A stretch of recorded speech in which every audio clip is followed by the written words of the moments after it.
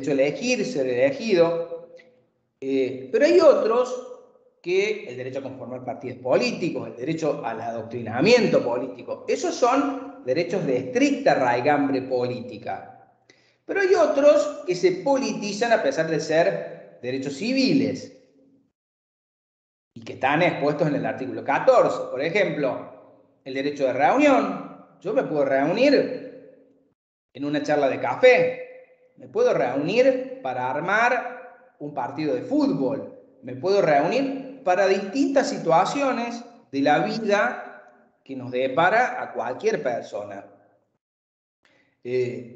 Pero me puedo reunir con fines políticos también. Entonces es un derecho civil que puede tener directa vinculación a la finalidad, que en este caso es el ejercicio de un derecho político, el derecho de reunión, que puede ser una reunión de un partido político o a lo mejor por fuera de un partido político los efectos de constituir un partido político.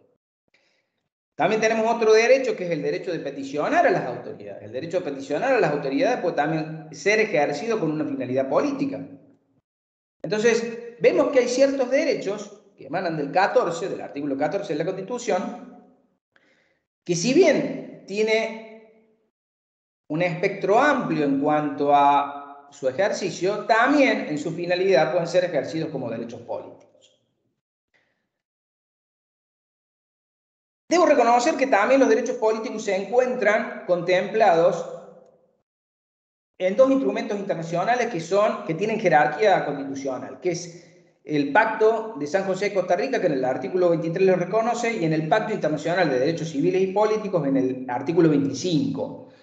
En esos dos instrumentos internacionales, con jerarquía constitucional, se reconocen también los derechos políticos que tienen todos aquellos estados que conforman, digamos, lo que es, digamos, la conformación del bloque de países americanos que se sujetan a la Corte Interamericana de Derechos Humanos, que han ratificado esta serie de tratados y que se avienen a reconocer el sistema de justicia interamericana.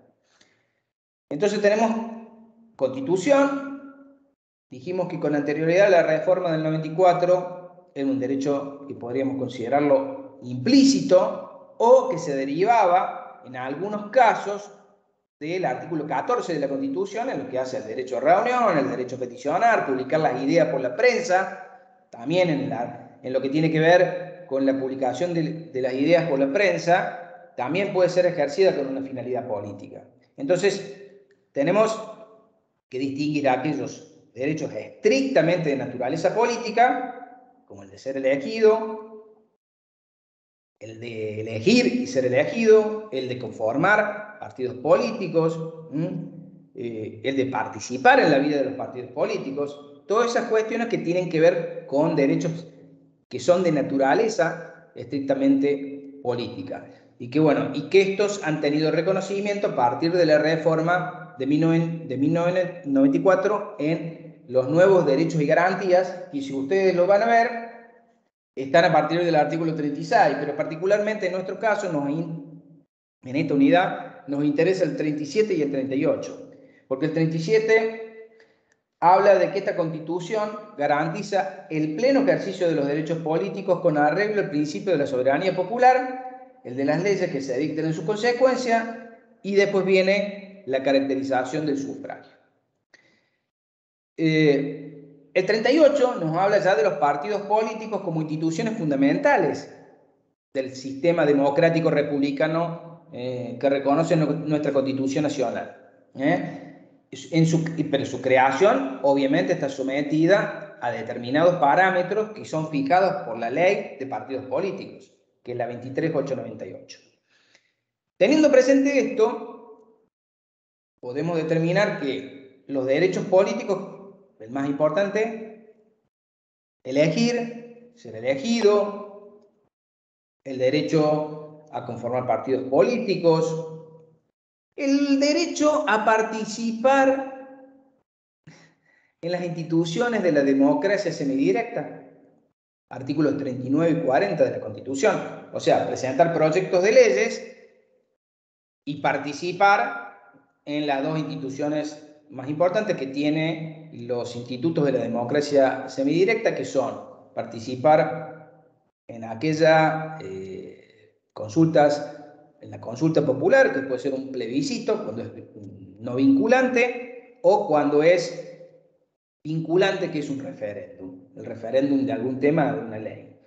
Entonces, tener presente, después van a ver con más profundidad todo lo que tiene que ver con los institutos de la democracia semidirecta en otra unidad. Acá lo que nos interesa es verlo desde el punto de vista de los derechos políticos, como la participación de los ciudadanos de manera casi directa en la presentación de proyectos de leyes ante, digamos, con un procedimiento especial ante las cámaras, perdón, ante las cámaras del Congreso, lo que implica que hay una participación activa de la ciudadanía en lo que tiene que ver con la generación de proyectos de leyes y lo que tiene que ver con las dos instituciones que son el plebiscito y el referéndum, que tienen que ver si uno es vinculante y otro no vinculante. En la posibilidad de votar este tipo de actos de gobierno que se les consulta a la ciudadanía.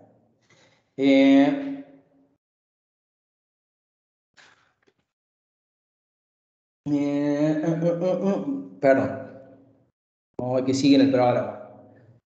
Concepto, numeración, reconocimiento constitucional, el artículo 37. Defensa del orden constitucional y resistencia está enumerado en el artículo 36. Bueno, acá les pregunta el programa y hace referencia al derecho de resistencia. El derecho de resistencia es cuando haya alguna situación irregular que produce la interrupción de la vida democrática de nuestro país o la suspensión de los derechos y garantías de manera irregular de nuestra Constitución. Entonces el 36 establece que la Constitución siempre va a mantener su imperio, su vigencia, pero aun cuando se interrumpiere por actos de fuerza, el sistema, digamos, estos actos serán insanablemente nulos, o sea, no tienen ningún tipo de valor. Los actos que se dicten, digamos, producto de un movimiento de fuerza, un golpe de Estado, algún tipo de levantamiento, sedición que se produce en contra de las autoridades legítimamente constituidas. Esos actos serán insanablemente nulos, carecen de vigencia y de valor. Sus autores, aparte de eso, hay una sanción penal para los autores. Sus autores serán pasibles de la sanción prevista en el artículo 29 que dice que serán considerados traidores a la patria e inhabilitados para perpetuidad para ocupar cargos públicos. O sea, que significa que cualquier participación en este tipo de delitos implica la accesoria de la inhabilitación para ocupar los cargos públicos en cualquier gobierno futuro. Y tendrán la misma sanción quienes, como consecuencia de estos actos, usurpen funciones previstas por las autoridades de esta Constitución.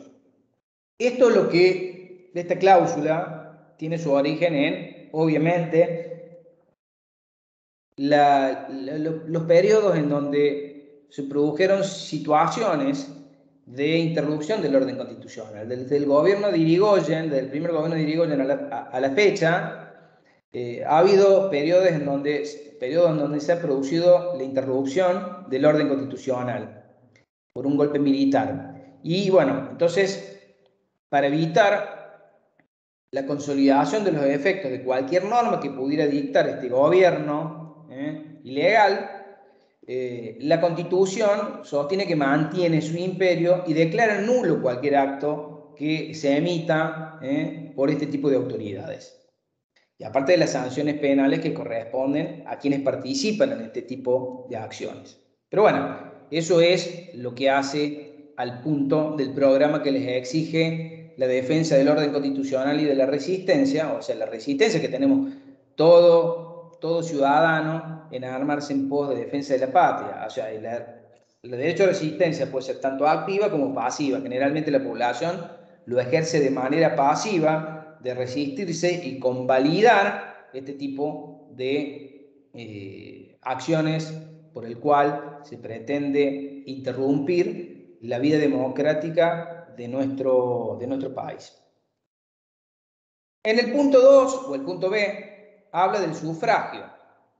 Bueno, habiendo explicitado los derechos que dijimos, ya hablamos de peticionar a las autoridades, que de peticionar a las autoridades me quedó por mencionarles que esa petición que se puede introducir a las autoridades puede ser mediante simples reclamos, simples peticiones, pueden ser verbales o escritas, como también pueden ser instrumentadas a través de acciones, como la acción de amparo del artículo 43 de la Constitución Nacional, que es un procedimiento expedito y rápido que permite acudir ante un juez competente, para que dirima aquellas cuestiones que requieren de la atención urgente de la justicia ante la afectación de un derecho.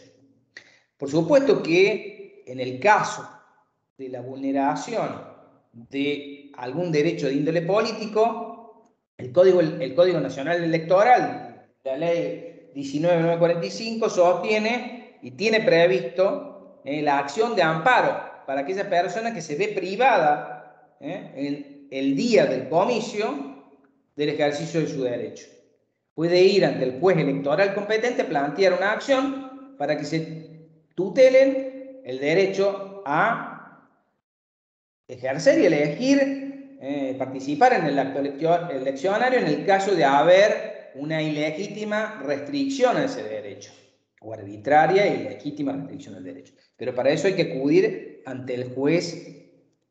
En este caso, si es una elección nacional, el juez federal competente, y en el caso de la provincia de Córdoba, a nivel nacional, es el Juzgado Federal número 1 de Córdoba, que es el que tiene competencia electoral en toda la provincia. En la provincia de Córdoba, el único juzgado que tiene competencia electoral es el Juzgado Federal número 1 de Córdoba.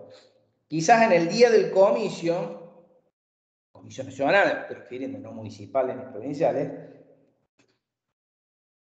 digamos, que permite a aquellos juzgados del interior, tanto el juzgado federal de Río Cuarto, el de San Francisco, el de Belville, el de Villa María, funcionan como una extensión de ese, en cuanto a la competencia, ¿no?, de ese juzgado federal número 1 de Córdoba, a los efectos de las presentaciones que se pudieran hacer. Hoy esto, en cierta forma, mucho carece de sentido. El tema de la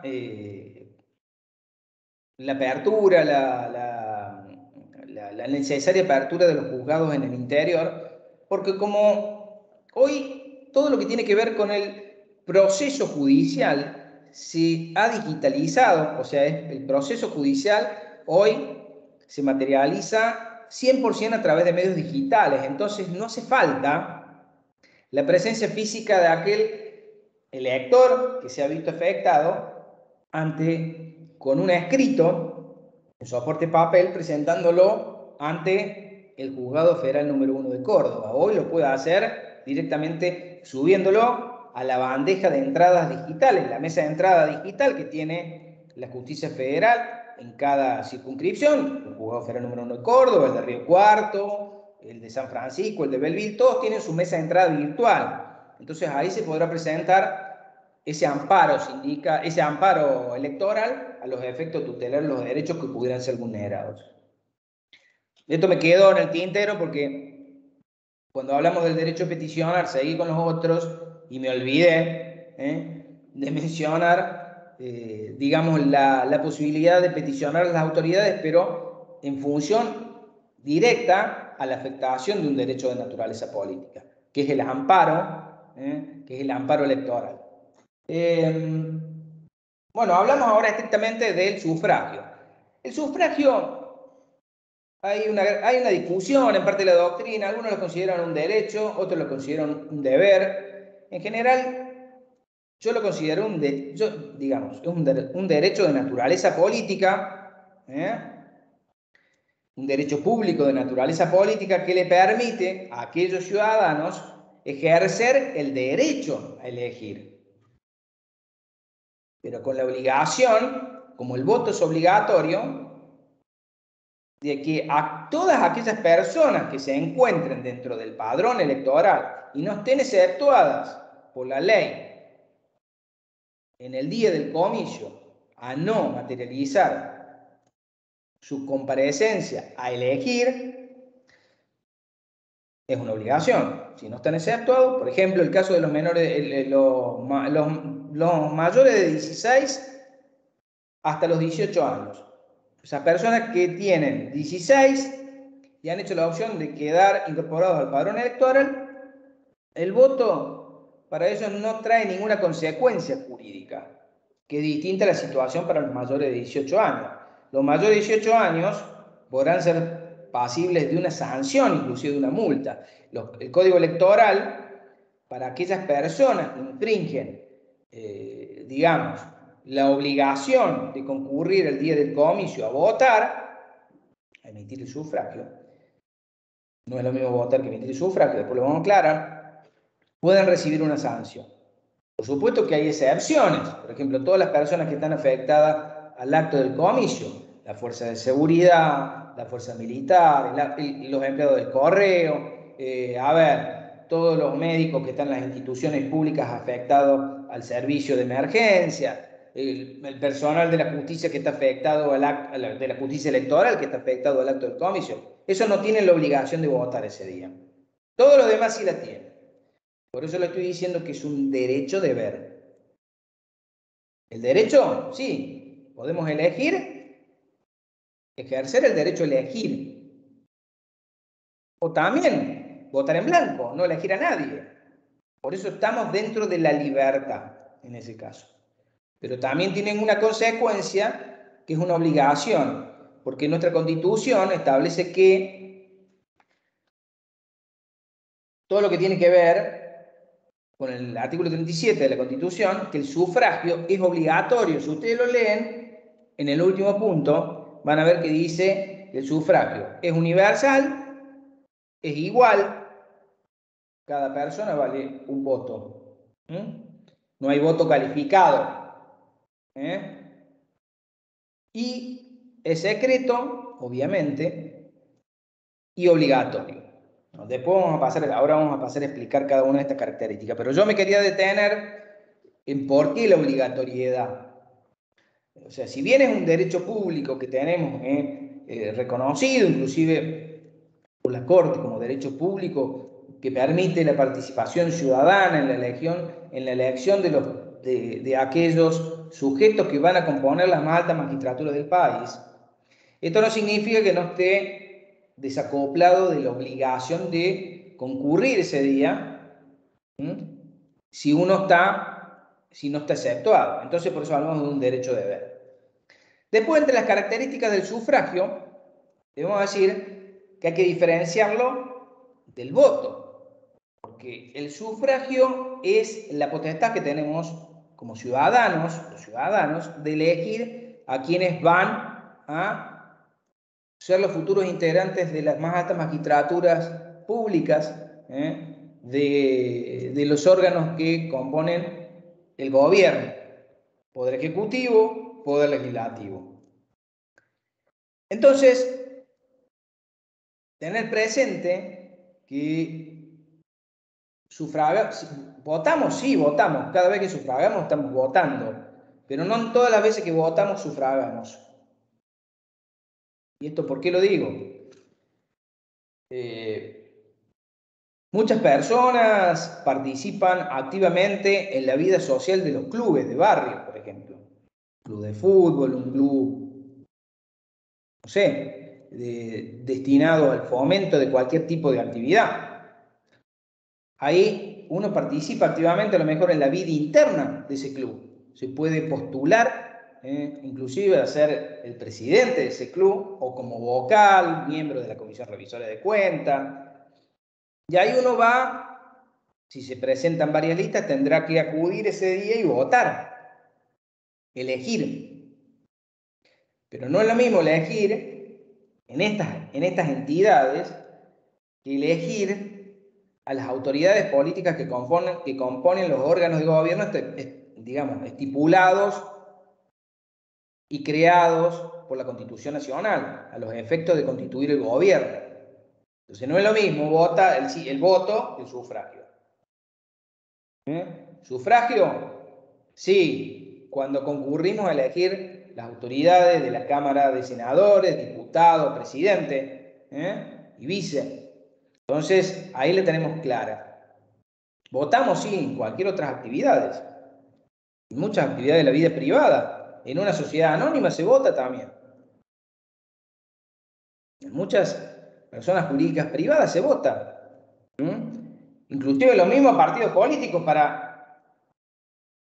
para conformar sus propias autoridades, en donde debe imperar los principios de la democracia y la periodicidad de los mandatos, también se vota para elegir las autoridades. Entonces esto tenerlo presente. Pero sufragamos cuando elegimos las autoridades que la Constitución establece mediante el sistema de periodicidad, diputados, senadores, presidente y vice. Ahí sí estamos ejerciendo el derecho de sufragio, que incluye el voto, obviamente. En las demás facetas de la vida, votamos, pero no sufragamos. Este sufragio es universal porque alcanza a todos. El Código Electoral Nacional solamente establece que votan quienes son ciudadanos, o sea, los nativos y los nativos por opción, los que tienen la ciudadanía otorgada. Aquellos ciudadanos que se han hecho, aquellos extranjeros que se han hecho ciudadanos, han tramitado su carta de ciudadanía ante la justicia federal, han jurado por la Constitución Nacional, mediante una sentencia que emiten los jueces federales, se los reconoce como ciudadanos por opción, naturalizados. Ellos tendrán el derecho a votar, pero no todos. No todos los habitantes de la Argentina votan, sufragan, mejor dicho. Son aquellos que el Código Nacional Electoral establece que están en condiciones de votar y están incluidos en un padrón electoral. Ahí está la universalidad. Por excepción, algunas personas no podrán ejercer este derecho.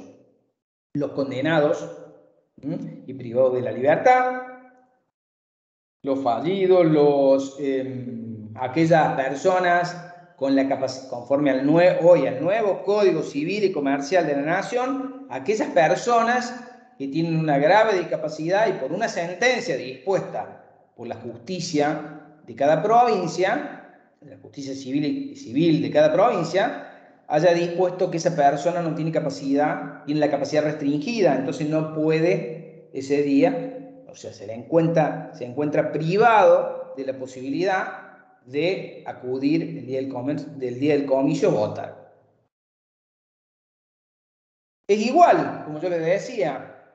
¿Por qué? Porque una persona, un voto. En otros tiempos,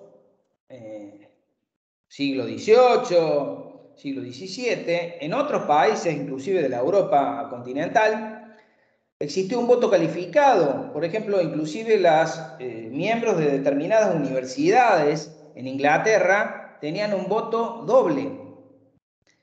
O sea, los miembros, o inclusive un voto calificado en función del patrimonio también. O sea, no solamente por aquellas personas que tenían conocimientos otorgados por un título específico de una determinada universidad, sino también por la capacidad económica. Bueno, nuestro sistema constitucional, nuestro sistema electoral, ha hecho la elección de que una persona, un voto. El principio de igualdad ante la ley se ve reflejado, obviamente, en el artículo 37, último párrafo, en lo que tiene que ver con considerar que una persona equivale a un voto. O sea, todos podemos concurrir, todos vamos a ser tratados de la misma forma en lo que hace al valor de la elección que realizamos al momento de ingresar al cuarto oscuro. Después nos dice que es secreto, ya que estábamos hablando de cuarto oscuro, bueno, que el voto es secreto. Hace referencia a que previo al dictado de la ley al dictado de la ley Sáenz Peña en 1912, hubo periodos en donde el voto no era plenamente libre para la persona que pretendía ejercerlo. Y había restricciones indebidas por parte de los partidos políticos que existieron en ese momento, en donde, como no estaba garantizado que el voto fuera secreto, inclusive se influía sobre determinadas personas, se incidía sobre determinadas personas, sobre todo los empleados, para que votaran en tal o cual sentido. Entonces, como el voto no era secreto, había cierta, por así decirlo, interferencia y falta de transparencia en lo que tiene que ver con las reglas de la elección de los gobernantes. Entonces, estas prácticas fueron desterradas. Hubo partidos políticos que tuvieron una activa participación en lograr luchar porque, digamos,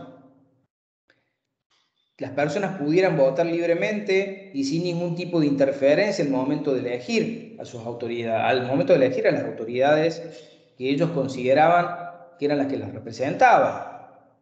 El Partido Radical en ese sentido fue digamos, una institución dentro de lo que estamos hablando de la política argentina que influyó positivamente para que se dictara la ley Sáenz Peña y se reconociera el voto como un voto universal, igual y sobre todo secreto para quienes ejercían el derecho a elegir a las autoridades de nuestro país.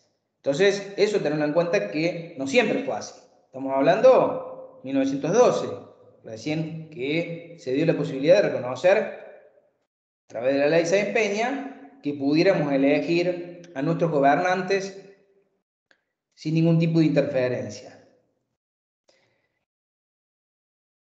Nos queda lo último, que dijimos que el voto es obligatorio como última característica. Está puesto en la Constitución. O sea, hoy carece de sentido discutir si una ley pudiera establecer que el voto pueda ser facultativo. Hoy no podría hacerlo porque estaría violentando el artículo 37. Creo que un sano criterio que ha optado la Constitución Nacional de considerar, porque, digamos, las autoridades van a estar legitimadas en función de que participe la mayor cantidad de gente en los comicios para la elección de autoridades. Cuando mayor cantidad de gente participa, mayor legitimidad tienen nuestros gobernantes. O sea, legitima. La participación ciudadana legitima. Usted me va a decir, bueno, pero si lo estoy obligando, si una persona va obligada, no quiere... Está bien, no importa. Yo no estoy diciendo que la persona tiene que votar en tal o cual sentido. Solamente tiene que participar. Si no quiere elegir a nadie, que no lo haga. Si quiere elegir a uno, perfecto, en pos del otro. Y si no quiere elegir a nadie, no importa, pero participó. Esto forma parte con lo que tiene que ver con la educación que nosotros necesitamos. Cuando mayor educación cívica exista en nuestro país, mejores gobernantes vamos a tener. Entonces la participación, pienso, unido a la educación, por supuesto, va a lograr mejores dirigentes. Y también, obviamente, tiene que ver con nuestra responsabilidad como ciudadanos de elegir a los mejores o de participar en la vida de los partidos políticos a efectos de que podamos elegir a los mejores candidatos.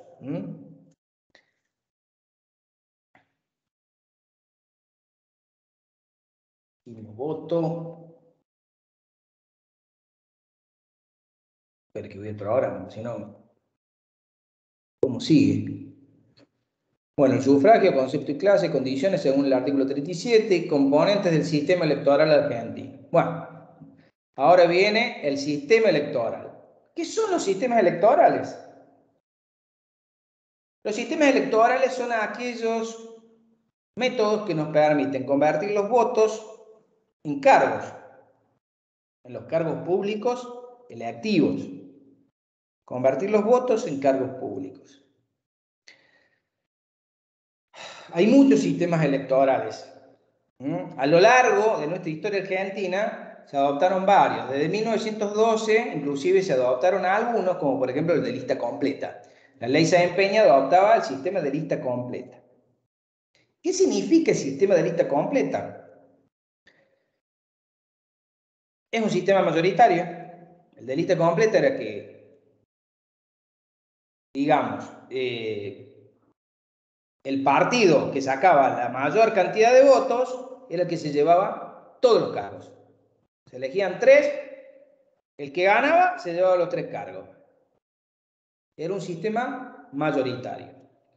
Hay otros sistemas que son los sistemas proporcionales, hay un sistema mixto, hay sistemas minoritarios también, hay sistemas uninominales, hay sistemas de voto acumulativo, que ya lo vamos a ver, hay una innumerable cantidad de sistemas electorales. Yo voy a focalizar y puntualizar cuáles son los que se han utilizado en la Argentina. Les acabo de decir cuál hizo opción por la ley Sáenz Peña, que es el de lista completa. Después tenemos el de lista incompleta. ¿Qué significa el de lista incompleta? El de lista incompleta significa que es un sistema electoral en donde ya participa la primera minoría. El de lista incompleta significa que, por ejemplo, de 3 cargos, 2 se lleva quien gana la elección y el cargo restante la primera minoría.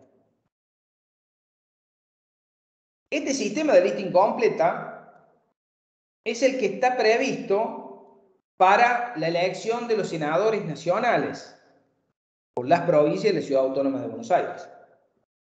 Se eligen 3, 2 por la mayoría y el restante por la primera minoría.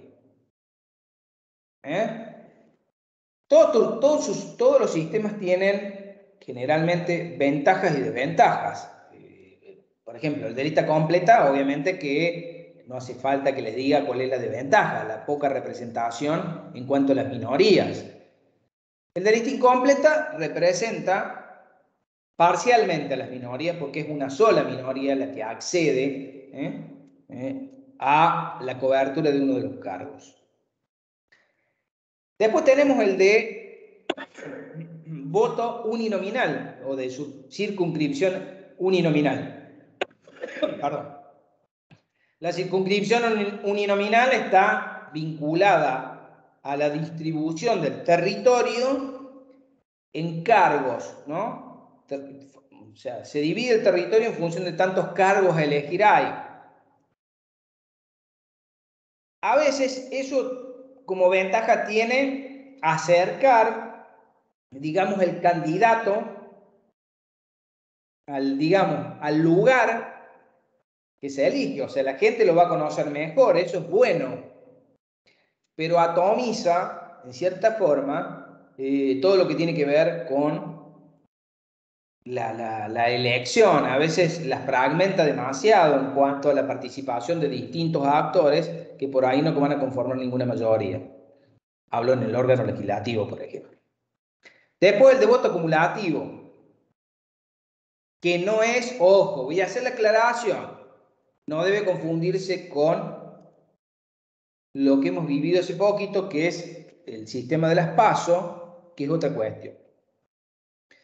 El sistema de voto acumulativo tiene que ver que es la participación de las internas, o sea, se lleva adelante la elección general con las internas de los partidos políticos al mismo tiempo. Que esto es lo que se denomina la ley de lemas. La ley de lemas, que ha tenido vigencia en Santa Fe, en la provincia de Santa Fe, en Chubut, en otras provincias, Formosa también, donde está el voto acumulativo, ley de lemas. ¿Qué significa? Que todos, o sea, la interna del partido se dirime en esta elección general. Y cualquiera de esas listas, hay una lista que va a ganar dentro de la interna de ese partido. Y todas las demás listas que perdieron suman los votos, son como colectoras de la lista que gana. A lo mejor la lista ganadora sacó un 20% y el partido de la oposición sacó un 23%. Pero si yo sumo las colectoras, capaz que esta suma un 35, 36% y esta se quedó ahí. Entonces, el sistema de la ley de lemas, el del voto acumulativo, implica, en cierta forma, que se dirimen al mismo momento de la elección general la interna del partido. Después también tenemos los sistemas proporcionales. ¿Qué implican los sistemas proporcionales? Un sistema mucho más justo. El sistema proporcional, el de cociente, o el sistema D'Hondt, que es el que impera en nuestro país, que fue un abogado belga y matemático que impuso este sistema en Europa y es un sistema mucho más justo, se utiliza para la elección de los diputados nacionales. Se va dividiendo la cantidad de votos por uno, por dos, por tres, por la cantidad de cargos electivos. Y de eso se obtiene, digamos, un cociente que es el que se asigna para el reparto de las bancas en función del cociente. El sistema proporcional obviamente es mucho más justo, que es el que impera para la distribución de los, digamos, de los diputados nacionales conforme a la Constitución Nacional. Dijimos, senadores, lista incompleta, diputados, al sistema proporcional D'Hondt. ¿Qué sistema nos queda? Nos queda el sistema de balotage o doble vuelta. El sistema de balotage o doble vuelta, algunos por ahí van a discutir si es un sistema electoral o no. Me parece que para mí sí es un sistema electoral porque se convierten los votos de quienes participan en la doble vuelta en cargos. O sea, es para la elección de presidente y vice. En nuestro país no es un sistema que hayamos descubierto en Argentina, ya en otros países de Latinoamérica y sobre todo en Europa, en Francia, ya existía, en el mismo Brasil, la doble vuelta. Lo que varía es el porcentaje que se requiere para, a lo mejor, evitar la doble vuelta. Porque en donde una lista que obtuvo determinada cantidad de votos sea proclamada sin necesidad de acudir a la segunda vuelta. Bueno, en nuestro país, si uno va a los artículos 98 por ahí, en lo que tiene que ver con la elección del Poder Ejecutivo, ustedes van a ver que el presidente y vice se eligen a doble vuelta, salvo que la lista triunfante hubiera sacado más del 45% de los votos válidos. O hubiera sacado el 40% de los votos válidos con una diferencia de más de 10 puntos. Si ustedes lo leen, con más de 10 puntos con la lista que le sigue.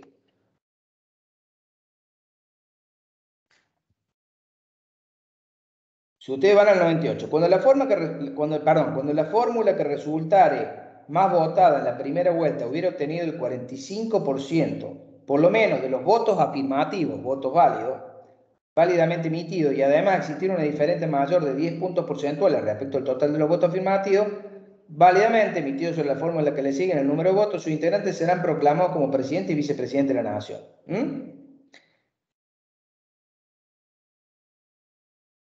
Más del 45% no hace falta. Artículo 97. Más del 40%, con más de 10 puntos de diferencia, tampoco hace falta. Son las únicas dos excepciones que se establece para la innecesariedad de la segunda vuelta. Pero en la realidad, si no se dan esas dos condiciones, las dos listas más votadas, las dos fórmulas más votadas de presidente y vice, irán a la segunda vuelta, donde serán sobre ellas dos las que el cuerpo electoral, o sea, los ciudadanos tendremos que elegir para ver a quién se elige como presidente y vice. Eso es lo que hace a los sistemas electorales, dijimos, senadores, diputados y ahora fórmula de presidente y vice. Eso en cuanto a los sistemas electorales. ¿Qué más nos pide Yo lo que les podría decir que al momento del comicio, uno tiene que saber, ustedes habrán visto que hoy, digamos, las nuevas tecnologías, las TIC, más en plena pandemia, han facilitado mucho el avance en estos temas. Entonces, si ustedes habrán visto lo que pasó en esta última elección de las PASO, de las primarias abiertas, lo que ocurrió es que el día del comicio el presidente de mesa, o sea, el ciudadano que tiene la obligación, la carga impuesta por la ley de ser el presidente de mesa, una vez que termina el acto del comicio, tiene la obligación de materializar el cómputo. Va a celebrar primero, va a celebrar un acta, va a emitir un acta donde conste todos los votos que se reciben. Los votos válidos, que son los votos válidos, son aquellos que fueron introducidos por los ciudadanos que votaron legítimamente en el acto del comicio y mediante las boletas oficializadas, no importa si tuvieran algún tachón, una raspadura, pero que hayan sido mediante las boletas oficiales y que se puede identificar los tipos de cargos que están incluidas en esa boleta. Porque puede haber corte de boleta. Votos en blanco. El voto en blanco es aquel en el cual un ciudadano no ha hecho ningún tipo de elección por ninguna de las listas que se postulaban para ocupar un cargo público. En el sobre no puede haber ningún elemento extraño, solamente un papel en blanco de color sin ningún tipo de escrito, mención ni nada. Los votos nulos, ¿cuáles son? Los votos nulos obviamente son aquellos en donde hay la inclusión de algún elemento extraño en el sobre en el cual se instrumenta el voto. Por ejemplo, algún papel con algún escrito distinto, con boletas no oficializadas, o por ejemplo la boleta de un partido y de otro, de partidos incompatibles. Esos son los votos nulos. Después también tenemos los votos recurridos. O sea, los votos recurridos son aquellos en cual alguna autoridad de mesa, algún fiscal de un partido político que participa en esa mesa electoral, en donde podrá objetar por determinados defectos que tenga ese voto, y entonces ese voto se aparta y no va a ser compatibilizado el día del comicio. Se lo separan con un acta aparte, en donde están todas las objeciones, y eso va a ser la impugnación va a ser valorada, o sea, el voto recurrido va a ser valorado por la Junta Electoral correspondiente.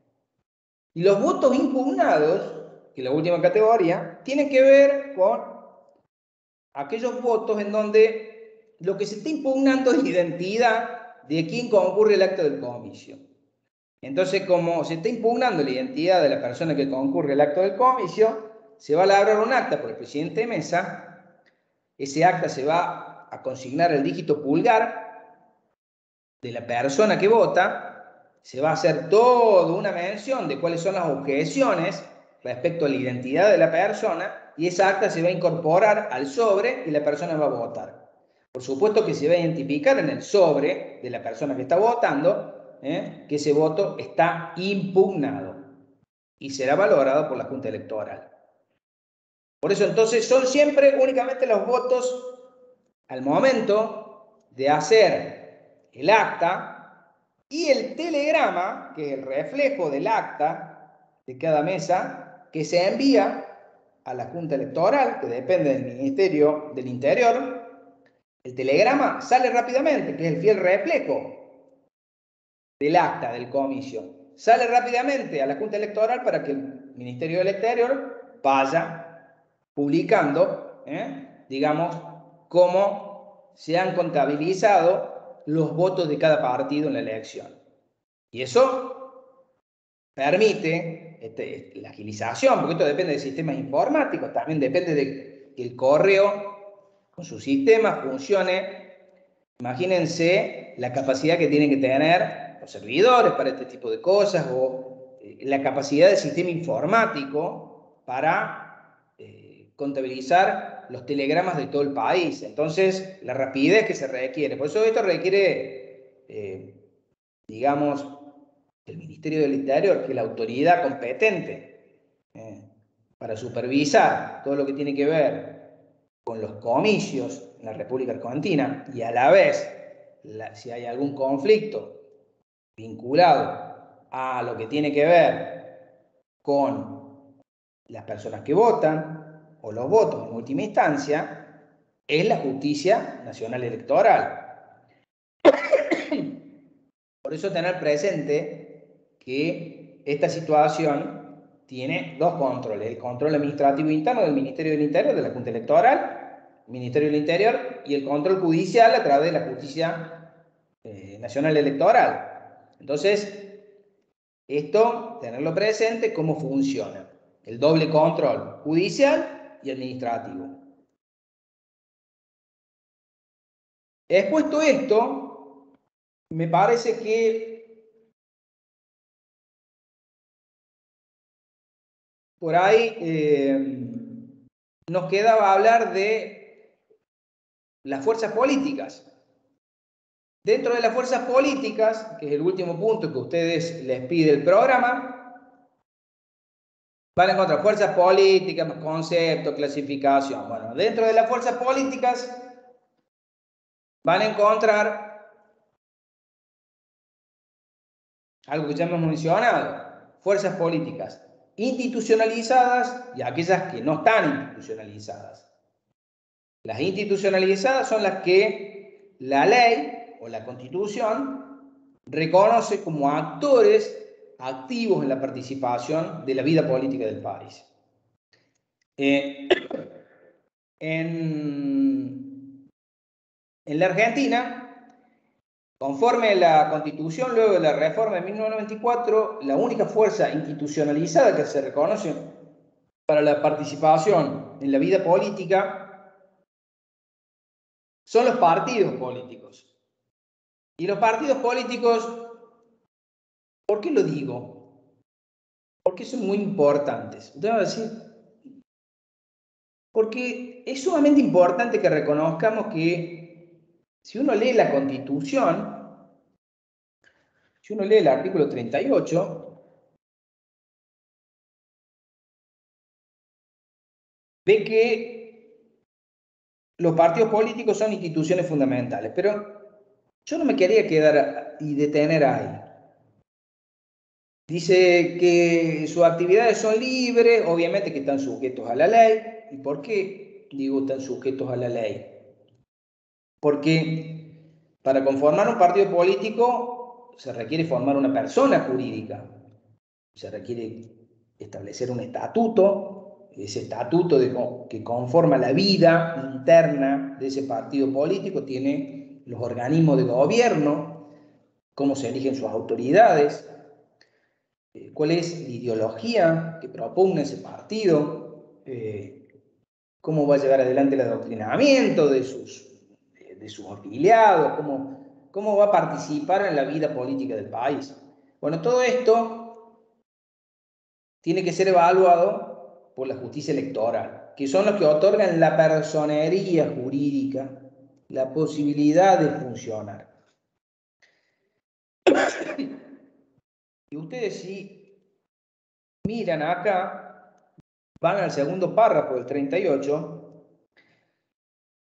nos habla de que cómo funciona internamente un partido político, que debe tener la representación de las minorías, pero sobre todo, fíjense que dice la competencia para la postulación de candidatos a cargos públicos electivos.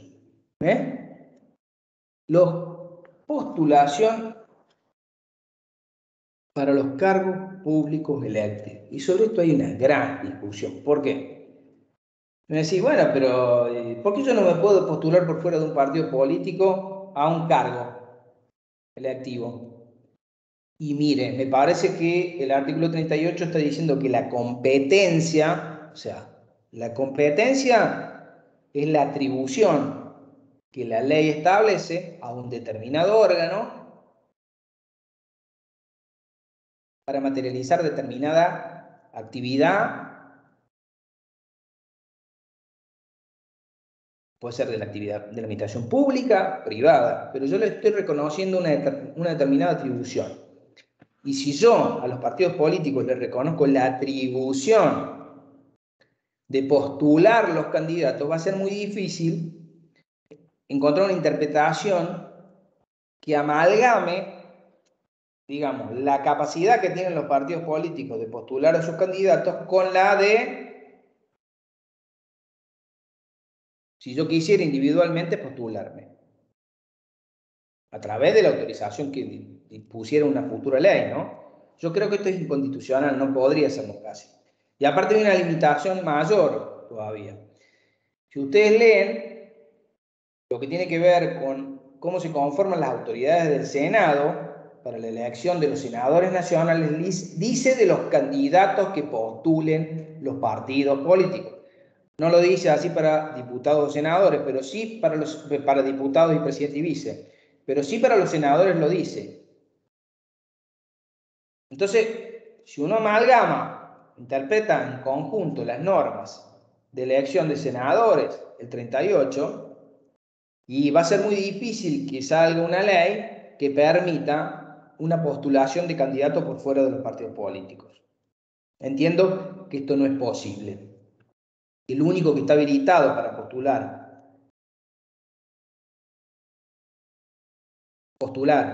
a aquellos candidatos son los partidos a ocupar cargos públicos electivos, ¿no? Son los partidos políticos. En este sentido, creo que no hay duda, es mi interpretación, puede haber otra interpretación distinta. Hay algunos que interpretan que esto podría ser factible a través del dictado de una ley. Y siempre y cuando no se trate de los cargos, por ejemplo, de senadores nacionales. Es una discusión.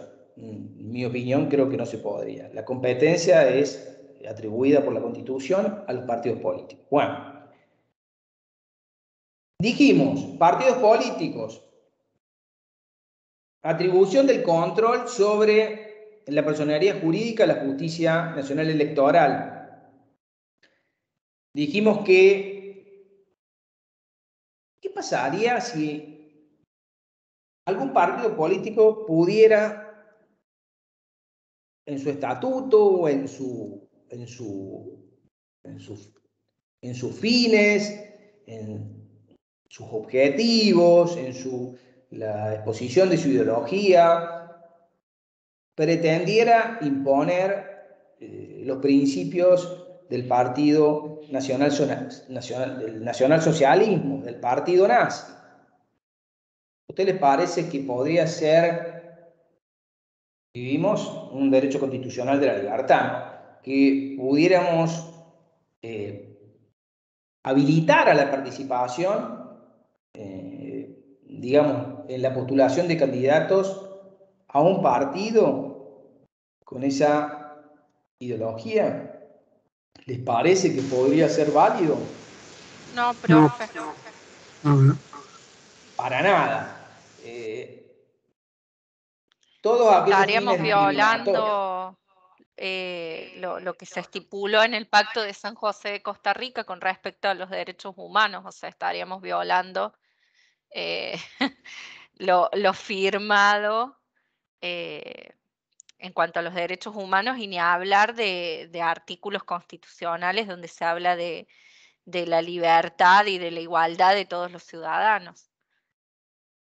También le podría yo decir que está violando la libertad participar. Acá el quid de la cuestión pasa porque ¿cuál es la finalidad? Si la finalidad es crear un partido que tenga como finalidad la discriminación, la preponderancia de una raza, de una determinada religión, y bueno, eso no va a tener un buen final. Entonces, esto ya se ¿Y qué discutió y la pasa, Corte... profe, por ejemplo, me parece que lo habíamos tocado en otra unidad, con los partidos que en su estatuto no lo tienen estipulado, porque obviamente la Junta Electoral no los habilitaría, pero en sus discursos hacen una arenga como muy explícita de este tema. No hay una condena por parte de la Junta Electoral. Hemos escuchado hace días el discurso de Milei diciendo somos mejores, somos superiores, muy explícito, Lo que ¿no? pasa, a ver, eso no. Primero quería terminar de redondear esto. Lo del partido político que tuviera estos fines explícitos en su estatuto, ya la Corte Suprema, cuando tuvo la oportunidad de tratar el caso de la impugnación del partido Nuevo Triunfo, en donde la Justicia Nacional Electoral no permitió la habilitación de este partido, que en sus fines, digamos, pregonaba la exaltación inclusive de los símbolos del nazismo, o sea, pregonaba digamos, la preponderancia de conductas discriminatorias, de conductas de preferencia por una determinada raza. Entonces, esto era palmariamente discriminatorio y la Corte, en el año 2009, falló confirmando, digamos, el fallo de la Cámara Nacional Electoral por la no habilitación del otorgamiento de la personería jurídica de este partido. Y en lo que vos me preguntás respecto a los discursos que se vieron en el último tiempo, son dos cosas distintas, me parece. Porque lo que cada candidato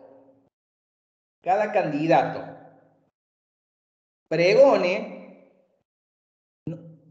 cuando es candidato, no digo cuando ya es elegido y forma parte de, digamos, de alguna de las cámaras. Mientras es candidato, queda sujeto a la responsabilidad penal por lo que diga.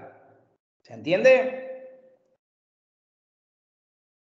Porque vos lo que me Bien, o preguntás. sea, no iría al partido como representación de él, sino él como individuo. Claro, porque, ¿cuál es la historia? Porque, a ver, las autoridades del partido muchas veces no coinciden con los candidatos que se postulan para las elecciones. No son Claro, siempre bueno, los de mismos. hecho hemos visto en estas pasos un mix de posturas que van representadas en un mismo partido, ¿no? Eh, ¿Sí? por ejemplo, representantes que no tienen nada que ver a nivel ideológico con lo que expresa otro que va por el mismo partido. Eh, No nos olvidemos la posibilidad de conformar frentes, o sea, la justicia electoral, porque hay todo, el código electoral establece todo lo que tiene, regula toda la vida de los partidos políticos, la 23898, pero también regula la posibilidad de que estos partidos políticos se conformen alianzas en la postulación de candidatos, que es lo que vos me estás refiriendo. claro. Pero son dos cosas distintas las autoridades de los partidos, por eso yo te dije que la mayoría de las veces no coinciden para nada con los candidatos que se postulan para los cargos. ¿Y no Por es una eso, contradicción en la conformación del partido eso? ¿No se supone que deberían ser representantes fieles de lo que ellos en su estatuto en tienen su plataforma estipulado? electoral. Claro, Y bueno, pero vemos candidatos que han pasado por distintos partidos también. también, también, pero bueno, menos mal que no tenemos ley de lemas entonces, porque no deberíamos. No, no, bueno, pero el sistema electoral de la ley de lemas tiene muchas ventajas en un aspecto que es, digamos, dirimir una interna, que esa es la ventaja que tiene con respecto a las PASO, con las primarias abiertas, ¿no? ¿Qué es la ventaja que tiene? Porque uno, en el voto acumulativo, en el mismo acto de la elección general, dirime la interna del partido. Claro, eso sí, pero ¿qué pasa, por ejemplo, con estos partidos que estamos hablando que tienen referentes muy opuestos en una misma plataforma partidaria, ¿no? Eh, es como complicado. Sí, es el juego de la política. Digamos, a veces vamos a encontrarnos No con sé, el se me ocurre candidato. una persona que en Buenos Aires vota Manes y no tiene nada que ver con una línea del PRO que promulga Santilli, o por lo menos no en lo que es la conformación del Estatuto de la Unión Cívica Radical, por más que vayan juntos Bueno, como alianza, ¿no? después van a ir como, que esa alianza ya está presentada, ahora está eso fue en una interna, Tal cual, en las ahora va a PASO. haber unificación y vamos a ver qué se propone. O Bueno, lo que acá pasa es que también mismo uno en tiene que, Córdoba, entre Negri y Juez, ambas claro, personas que son totalmente opuestas en sus discursos, hasta en sus formas de emitir el discurso, y que van en una misma plataforma, por lo tanto, la construcción termina siendo, se diluye el fin del partido, ¿no? Es como que el partido pasa a ser una plataforma yo creo que electoral. Yo creo que también en estos tiempos tenemos que acostumbrarnos, yo lo digo desde un punto de vista de alguien que ya tiene sus años, ¿no? Perdón, porque tengo 57 años, entonces he visto ya pasar mucho tiempo en donde había periodos en donde hubo normalidad constitucional, en donde había dos grandes interlocutores, radicalismo y peronismo, y entre ellos dos dirimían el bipartidismo que siempre existió, hasta, yo diría, con fuerza, hasta la presidencia del doctor Menem, con fuerza, ¿no? El bipartidismo. Después del doctor Menem, el bipartidismo se empezó a diluir. O sea, los contornos de estos dos partidos, tanto el radical como el justicialismo, me parece que se empezó a diluir y empezaron a intervenir otros actores que hoy por hoy ya lo vemos claramente. Hoy no solamente tenemos que hablar de radicalismo o justicialismo, tenemos que hablar también del PRO, tenemos que hablar de la importancia de muchos Sí, bueno, partidos incluso provinciales. se habla de un radicalismo de derecha y otro de centro, otro de izquierda, lo mismo con el Bueno, es lo mismo Partido que pasa con el peronismo Justicialista. también. Exacto, exacto. Sí, sí. Pero bueno, pero son tendencias y posturas que hay. Lo que pasa es que, bueno, la postulación de esos candidatos se dirime dentro de las internas de los partidos. ¿Quiénes participan en las internas de los partidos? Bueno, ahora, en las internas abiertas, con las PASO, somos todos el cuerpo electoral completo. ¿Se Claro, entiende? antes eran solo los afiliados que iban y votaban por su candidato. Claro, ahora hay mayor, digamos, hay una mayor participación ciudadana. Esto es positivo. Lo negativo, que ya lo vimos con la anterior elección, en el 2019, digamos, de la elección de la fórmula del presidente Alberto Fernández y Cristina Fernández de Kirchner, en donde desde que transcurrieron las pasos hasta que ocurrió la elección definitiva, digamos, la fórmula que perdió, que era el ingeniero Macri con ellos, remontó 10 puntos, pero estaba como 15 puntos abajo y remontó 10. Pero se le hizo muy difícil en las elecciones de medio término hasta el final perdón, la elección de medio término no, de la PASO hasta la elección definitiva del 2019, se le hizo muy difícil la gobernabilidad. Digamos, en países con un régimen presidencialista como el nuestro, el sistema de la PASO tiene esta complejidad. Y sí, Que porque de agosto a diciembre son muchos meses, como, o sea, no hay como una figura genera, fuerte al poder. genera turbulencias. En un régimen presidencialista genera mucha turbulencia. Y sí, ¿eh? Pero bueno, sí. son las consecuencias del sistema electoral que tenemos. Sí me quedaba por decir una cosa con respecto al sistema electoral, que algo mencioné al principio respecto, dijimos que con la ley Sáenz Peña en 1912 se permitió, se logró el voto universal, igual, secreto y obligatorio, pero solamente para los hombres. Las mujeres recién en 1947 lograron la posibilidad de ser tratadas como iguales con respecto a los hombres. Y la primera elección fue en 1951, en que participaron en igualdad de condiciones con los hombres. Logramos Pero ahí ser no se acaba el ciudadanos. tema con respecto a las mujeres. No nos olvidemos que ya en el año 91 hubo que dictar una norma, una ley, que garantizaba un piso mínimo del 30% para los cargos dentro de los candidatos electivos que tenían que ser mujeres. Esto generó una interpretación, bueno, mucha discusión respecto de cómo jugaba ese 30%, cómo se sustituían los cargos. Bueno, hasta que en la actualidad pasaron distintas leyes, tanto a nivel provincial como a nivel nacional, hasta que hoy existe, digamos, del 2019 a la fecha, existe una norma que establece la paridad de género. Un hombre, una mujer, un hombre, una mujer, un hombre, una mujer. ¿Se entiende? Entonces, Sí, profe. no fue una lucha pacífica, digamos, pacífica en el sentido, no es que, digamos, fuese una lucha armada, sino que fueron jalones que se fueron conquistando para llegar a la paridad de género. No quería olvidarme de mencionar eso porque si no, o sea, y obviamente en materia política el 38 está hablando de eso, de lograr acciones positivas para la equiparación del género entre hombres y mujeres. Pero bueno, eso no me quería olvidar de mencionarlo porque si no nos quedaba en el tintero. Pero bueno, eso en cuanto a lo que tiene que ver con todo lo que hace a el régimen electoral, de lo que tiene que ver inclusive con la fuerza, los partidos políticos también y la participación de hombres y mujeres en la conformación de las listas. Después nos interroga el programa sobre grupos de presión. Yo le agregaría grupos de interés, grupos de presión y factores de poder.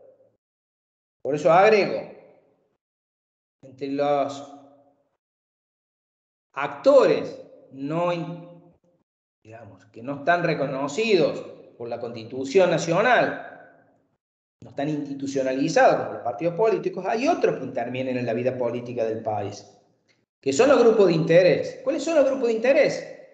Y un grupo de interés, por ejemplo, puede ser un sindicato, puede ser un grupo de interés, puede ser cualquier culto religioso, la conformación de un culto religioso con sus fieles, la conformación de un club, de un determinado deporte, de un club social.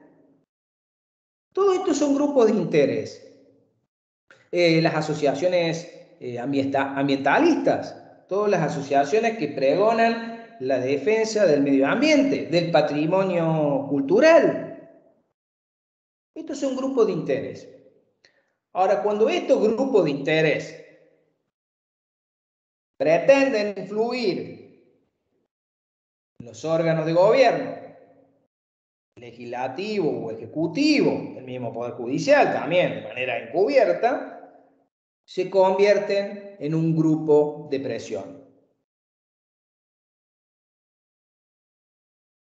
Aclaro, grupo de interés, esto que yo les menciono. Ahora, cuando ese grupo de interés es un sindicato, en pos de lograr un aumento salarial, hace un piquete al frente del Ministerio de Trabajo, corta las calles, manda un grupo al Congreso, a la Comisión del Trabajo y Seguridad Social para presentar un proyecto de ley y hablar con los diputados y senadores de determinados partidos. Se convierte en un grupo de presión. Entonces, ahí hay que distinguirlos. Y por último nos quedan los factores de poder, que los factores de poder operan de manera mucho más solapada, pero también de manera continua. Pueden ser distintos grupos, pero al hablar de manera continua o con permanencia en el tiempo, por ejemplo, ya influyen en distintos tipos de temas. No sé, o sea, la lista no va a ser solamente, por ejemplo, como el sindicato en obtener mejores salarios. Por ejemplo, la Iglesia Católica puede ser considerada un factor de poder, porque incide en muchísimos temas. No solamente en buscar una mejoría económica para todas aquellas personas que están en una situación de pobreza, todo lo que tiene que ver con temas vinculados al aborto, todo lo que tiene que ver con temas vinculado a la fertilización, asistida, a los mecanismos de procreación artificial, todo lo que tiene que ver con estos temas puntuales, todo lo que tiene que ver, por ejemplo, con las leyes de divorcio. Entonces, hay instituciones que tienen incidencia en distintos temas. Y esos son factores de poder. Y pueden ser instituciones que tengan un gran poderío económico también. Entonces, inciden, por ejemplo, en los medios de comunicación, inciden también en los órganos de poder o en los órganos de comunicación sobre los órganos de poder. Entonces, hace que, digamos, inciden en distintos términos, en distintos temas y en distintos tiempos. Pongo de ejemplo la Iglesia Católica para que lo visibilicen mucho mejor. Incidió en la presidencia del doctor Alfonsín cuando se opuso con la ley de divorcio vinculado. Y no hasta hace mucho con la ley de interrupción voluntaria del embarazo, hace poquito nomás. Entonces, se opuso también a la ley de matrimonio igualitario. Bueno, por eso. Tantas otras. Entonces, es continua la participación para que vean cómo es un factor de poder. A ver, un factor de poder es cuando pretende influir, no siempre lo puede lograr a veces. ¿Se entiende? Pretende influir, a veces lo logra, a veces no. Sí, por eso son factores de poder. Exactamente. A eso me refería. Y en eso, digamos, termina todo lo que tiene que ver la unidad 10. Siguen, no, mañana es feriado. Mañana tienen descanso. Bueno, un merecido descanso mañana. Si les queda alguna pregunta respecto a esto, que nos queda tiempo, así que no hay problema. Si les Profe, quedó en el algo por chat, preguntar. A perdón, ver. porque en el chat uno de los chicos preguntaba qué capítulos entraban para el parcial. Miren, casi con seguridad, no quiero decirle 100%, pero esta unidad entra. O sea, tengan en cuenta que para el parcial van a entrar estas 10 unidades. Porque no sé si la unidad 11, que empieza el miércoles, la podremos terminar.